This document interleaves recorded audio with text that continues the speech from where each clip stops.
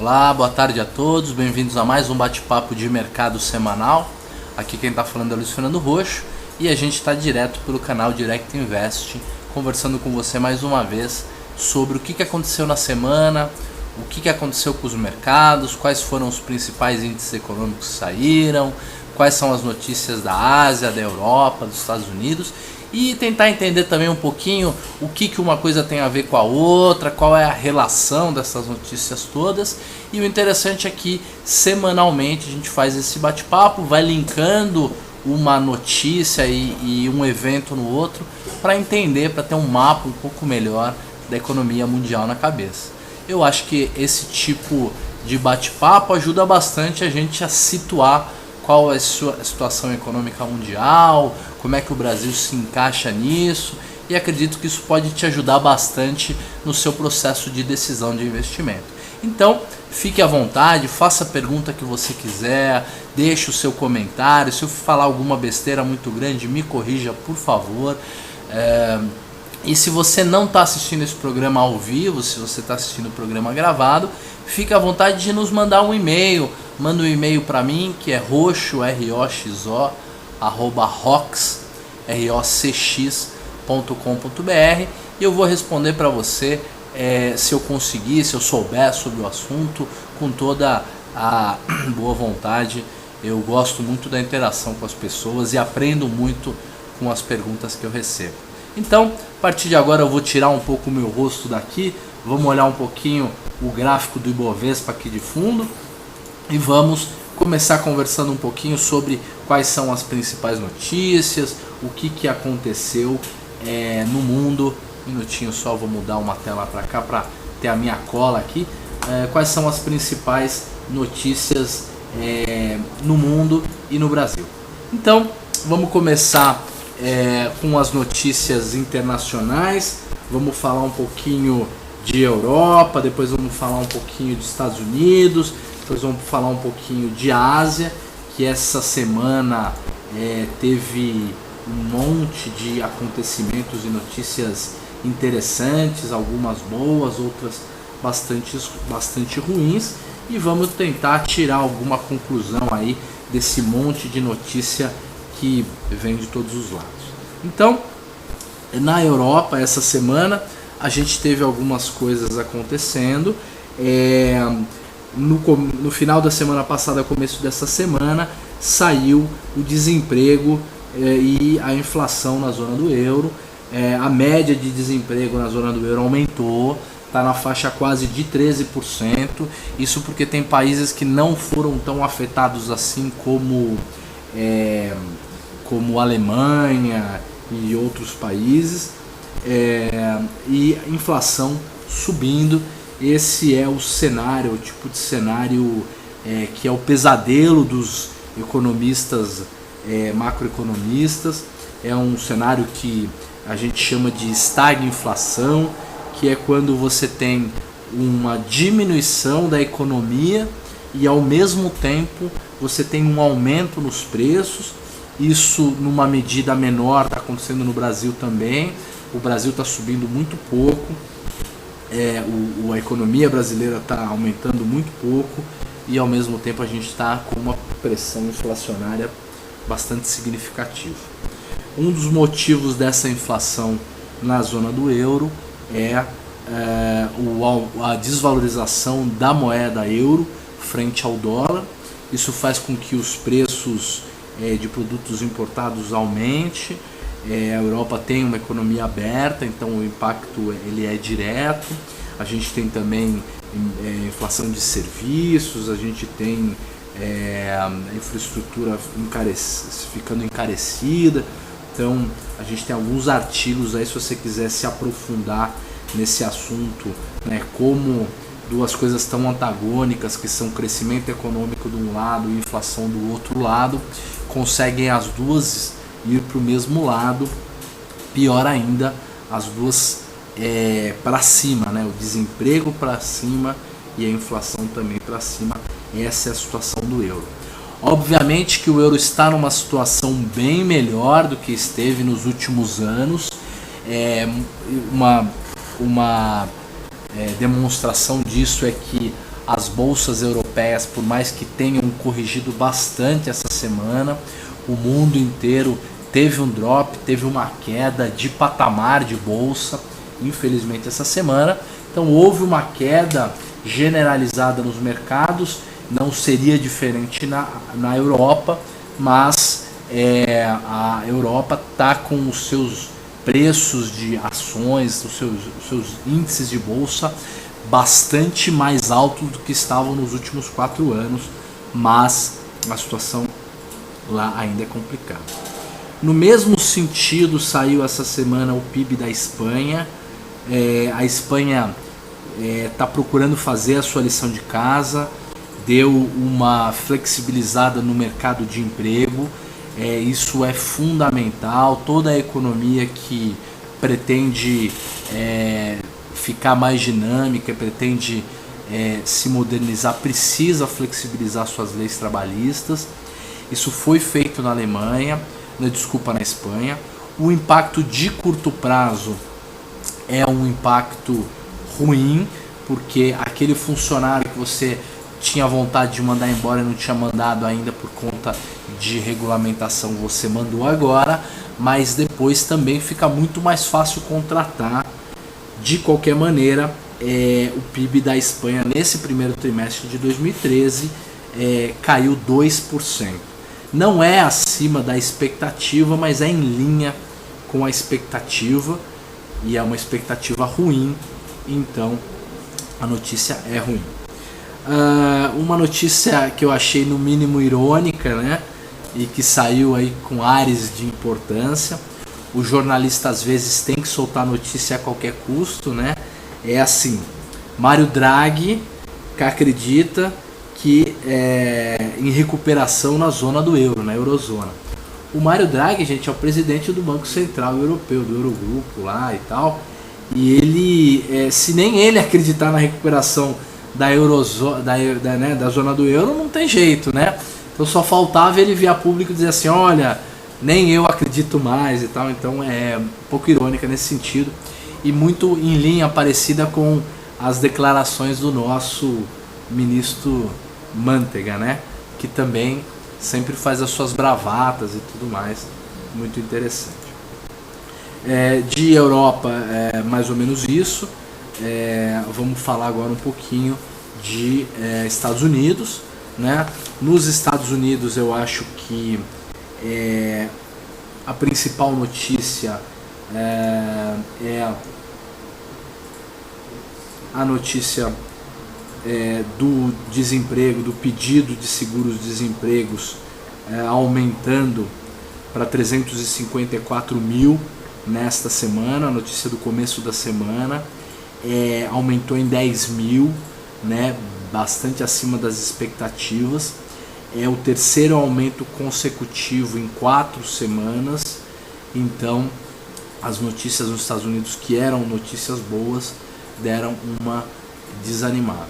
Além disso, a principal queda da bolsa essa semana teve o seu culpado, né, teve como culpado parcial a intenção dos bancos centrais independentes que se unem no Banco Central, que tem o seu chairman, né, na figura do Bernanke, mas tem independências cada um deles, anunciando que devem começar a diminuir ou até encerrar a sua injeção de liquidez na economia norte-americana e na economia mundial. Esse movimento é um movimento extremamente temido pelo mundo todo. Essa compra de ativos é um remédio com uma função dupla. A primeira função é a direta. A compra de ativo faz os ativos se valorizarem e gera liquidez, porque coloca dinheiro na economia norte-americana e consequentemente na economia mundial. Mas o resultado indireto é uma espécie de efeito placebo. As pessoas acreditam que com a compra de ativos do Tesouro Americano, a compra dos ativos pelo Tesouro Americano vai gerar liquidez mundial, vai haver aumento do preço dos ativos, e eles acabam comprando os ativos, e isso acaba sendo uma profecia autorrealizável.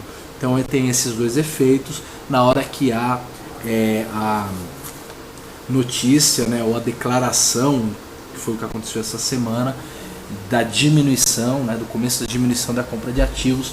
O mundo inteiro sofreu bastante.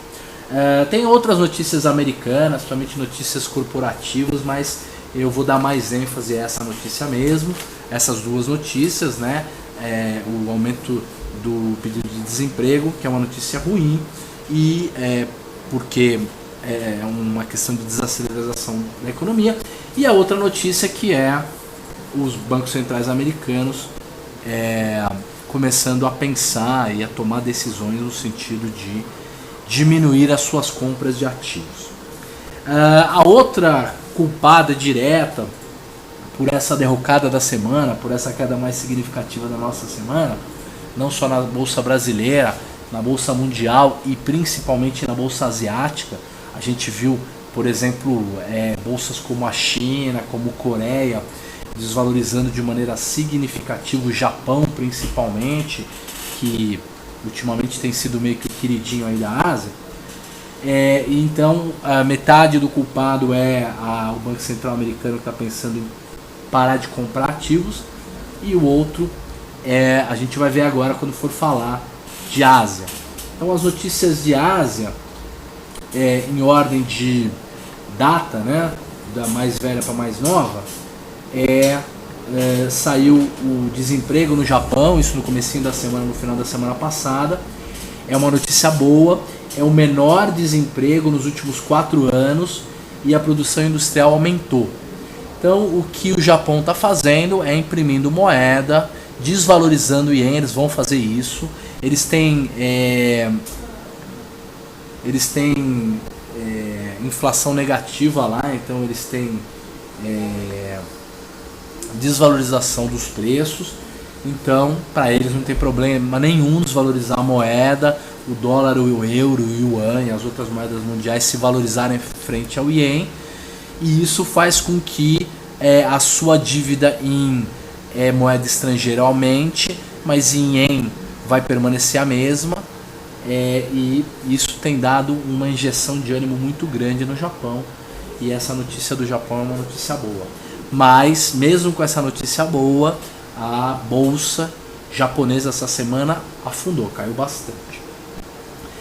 A outra notícia é que a produção industrial da China caiu em maio pela primeira vez em 7 meses, e essa é a segunda desculpa que o mercado e que a mídia deu para essas quedas mais acentuadas, tanto sexta-feira no nosso mercado como ontem, né, quedas acentuadas. Essas notícias são notícias ruins. A economia chinesa vem se desacelerando há alguns meses, praticamente aí há quase um ano. E se você for dar uma lida nessa notícia de maneira mais aprofundada, você vai perceber que outros indicadores econômicos e de crescimento econômico também pioraram. Então, por exemplo, o setor de serviços deu uma esfriada muito grande nessa última medição aí, né? Mas eu acho que a última notícia que eu queria comentar com vocês com relação à Ásia e diretamente com relação à China é uma notícia que saiu na Folha ontem, se eu não me engano. TG, se você puder, você coloca o link da notícia. Eu te mandei por e-mail ontem, eu acho. Só se você puder, se você conseguir. Então o TG vai colocar o link da notícia aí, que é uma notícia singela dizendo que pela primeira vez o governo chinês, né, os burocratas, os governantes chineses estão mudando a sua postura e estão começando a desestatizar a economia chinesa. Então uma boa parte da economia chinesa ela é estatal. Uma boa parte do incentivo depois da crise de 2008 que o governo chinês fez na economia foi um incentivo no sentido de colocar dinheiro estatal na economia chinesa. Muitas indústrias, empresas e instituições de serviço como bancos e tudo isso são do governo ou têm capital do governo. E depois da posse desse novo governo chinês, que é um governo bem pró-mercado, os seus economistas são bem pró-mercado, eles são mais conservadores, eles são lado conservador do Partido Comunista. Eles fizeram uma reunião algumas semanas atrás com todos os principais diretores e responsáveis e coordenadores do governo chinês e do Partido Comunista, dando diretrizes de que a China vai começar a desestatizar, vai começar a fazer o que o nosso governo fez aqui no Brasil de 94 até 2002, que é o movimento de privatização da sua economia. Então a única e a maior economia comunista do mundo, né, está se destatizando, está se privatizando, enquanto governos do resto do mundo, francês, argentino e também e principalmente o governo brasileiro, está aumentando o tamanho do Estado da economia. E o interessante é que a conclusão que eles chegaram é que não é porque eles estão diminuindo o tamanho do Estado na economia, estão aumentando a força do capitalismo, que eles estão deixando de controlar e que deixam de ser um Estado socialista e tudo mais. É muito interessante isso. Então vale a pena a leitura desse artigo, procurem, mais de um artigo saiu, e assim, os caras depois de crescerem de maneira absurda, depois de serem a economia mais competitiva do mundo, agora vão abrir o seu mercado interno, vão abrir a sua economia para o capital internacional, e não há dúvida de que é o lugar para se estar hoje, nessa nova China que vai ser parcialmente privatizada por conta de infraestrutura e de uma série de gargalos que eles perceberam que tem, mesmo com a eficiência que eles têm hoje. Eles ensinaram o mundo a ser eficiente e mesmo assim estão começando um movimento de privatização. Acho que essa é uma das notícias mais importantes. Ela foi muito pouco falada porque ela é uma notícia de longo prazo, uma notícia mais estrutural e de fundamento, mas ela é muito importante. Vamos falar agora de Brasil.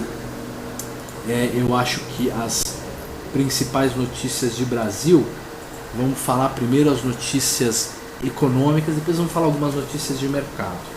Então, as principais notícias econômicas do Brasil, elas são ruins e boas. Algumas são boas, temos que dizer isso.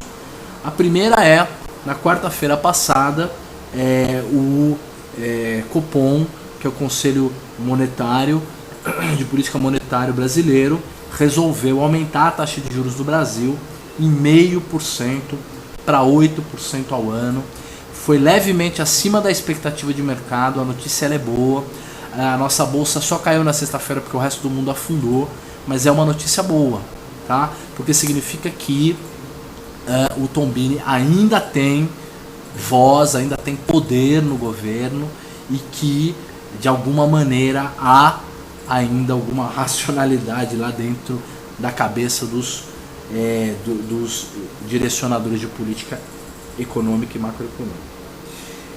Depois a gente tem uma outra notícia. O Manteiga resolveu, por canetada, zerar o IOF para estrangeiros que fizerem investimentos em renda fixa no Brasil. Ele mesmo havia subido essa taxa para 6%. É muito fácil entender o que foi feito. Esse aumento do IOF tinha sido naquela época que a gente estava recebendo, que a gente estava sofrendo praticamente um ataque especulativo às inversas, né? O pessoal vinha, comprava real e vendia dólar. O dólar estava lá largadão, lá 1,70 e 80, não me lembro nem quanto foi o mínimo, acho que 1,60 não foi, mas 1,70 foi o mínimo. E aí ele resolveu dar uma segurada, infelizmente foi por medida, foi por canetada, isso é muito ruim, e agora ele deu outra canetada. Isso é bom porque o estrangeiro vai poder entrar com dinheiro e sair com dinheiro para aplicações de renda fixa sem pagar IOF, porém cada vez mais diminui a segurança que o investidor tem com relação ao governo e a quem faz política monetária e política macroeconômica no Brasil, porque do mesmo jeito que você diminui uma taxa, uma alíquota numa canetada, você aumenta, né? E aí a coisa complica. E aí, por último, notícia no Brasil é que o Boletim Focus, quem acompanha o nosso bate-papo já sabe o que é o Boletim Focus, né? Simplesmente é a média da opinião dos economistas das principais instituições financeiras. Então, os economistas das principais instituições financeiras no Brasil, eles diminuíram a expectativa sobre o crescimento do PIB para 2013. É normal, só o Mantega acreditava no crescimento maior ou igual a 3%. O Tombini veio umas 2 semanas atrás dizendo também que acreditava, mas eles estão que nem o Mário Draghi, né? Então, a expectativa de crescimento no Brasil, que era em média 2,93% ao ano em 2013, caiu para 2,77%. Esse movimento, infelizmente, é natural e talvez continue acontecendo. Agora temos algumas notícias de mercado para finalizar o nosso bate-papo. Muito importante que o bate-papo seja dinâmico mesmo. Primeira notícia, dos últimos resultados estão saindo aí, uma empresa ótima, bem administrada, sem muita volatilidade, que é a Cosan. Ela divulgou o seu resultado. Já era esperado um resultado abaixo do trimestre anterior e do mesmo período do ano anterior, mas o resultado foi de parcos 29,7 milhões de reais, uma queda astronômica de 80% no resultado, uma empresa super bem administrada, e é aquilo que a gente vinha falando nas últimas semanas. Infelizmente a margem está diminuindo, né? E os resultados estão piorando. Segunda notícia, o governo argentino resolveu estatizar a ALL da Argentina, um pedaço da ALL que havia na Argentina. Isso é uma vergonha, né? Isso vira piada no mundo todo e leva cada vez mais a economia dos nossos irmãos para o buraco. A ALL afundou, mas tem notícia hoje dizendo que eventualmente o preço de compra da parte argentina lá vai ser até bem bom e nem vai ser uma notícia tão ruim para a ALL. Ela vai conseguir se mandar daquela economia que chega a ser bem pior do que a nossa, o que não é algo fácil. Depois, mais uma notícia, né? A MMX adia o principal projeto por 3 anos. Gente, eu acho que a principal lição com relação a esse conjunto de notícias ruins que vem se estendendo nos últimos talvez 2 anos e que se abateu sobre as empresas do grupo X aí do Ike, é que, segundo o próprio Warren Buffett fala, dificilmente alguma coisa que vai muito mal de uma hora para outra vai passar a ir muito bem. Infelizmente, porque a gente sabe que 80% do tempo as coisas estão em tendência, né? Então é natural alguma coisa que está indo muito mal cada vez e pior, a não ser que você tenha um ponto de inflexão que a coisa vire de vez e que melhore. E uma outra coisa, se alguém leu aí o livro sobre o Lehman e os 2 sócios dele, o Sicupira e o Teles, é que começar a empresa do zero, gente, é uma coisa extremamente difícil. Projetos de startup que começam do zero são muito, muito difíceis para dar lucro, para dar resultado. Tem maturação extremamente lentas, ainda mais projetos de infraestrutura, de capital intensivo no Brasil, né, que tem esse monte de regra, de lei, de trava e tudo mais. Então, infelizmente, em períodos de crise, em períodos de problema, é melhor investir naquilo que vai bem, naquilo que já está consolidado, que já tem margem de lucro, que já funciona, que já se perpetua, por mais que pareça caro, né? Infelizmente. Uma outra notícia que é interessante é que nós vamos ter o IPO da Votorantim Cimentos. Diz que esse IPO pode chegar a movimentar 10,3 bilhões de reais. E aí a gente tem duas notícias por trás disso. A boa notícia é que, por mais que a nossa economia esteja indo mal e que o nosso índice Bovespa esteja de mal a pior, as boas empresas, as empresas bem administradas do Brasil, têm espaço para emissão de ações, têm espaço para IPO, tem investidor colocando dinheiro, então não tem problema nenhum, desde que seja uma boa empresa. A notícia ruim é mais que, infelizmente, o grupo Votorantim, nessa segunda ou terceira geração aí, depois do saudoso não, o Dr. Emílio, que está vivo aí, mas não está mais presidindo a empresa, a família, os netos e filhos resolveram dar uma alavancada, tomar dinheiro emprestado que o Antônio Emílio detestava, colocaram dinheiro, por exemplo, em suco de laranja, que é commodity, uma das piores commodities dos últimos anos, entre outros vários investimentos como Banco Votorantim e tudo mais.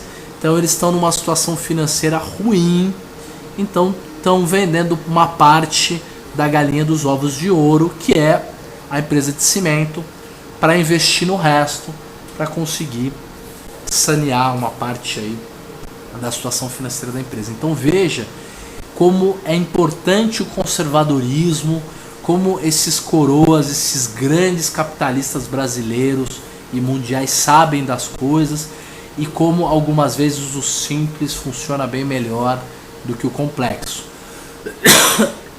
E tem muito a ver também com tudo aquilo que a gente fala nas nossas filosofias a respeito e sobre a alavancagem financeira.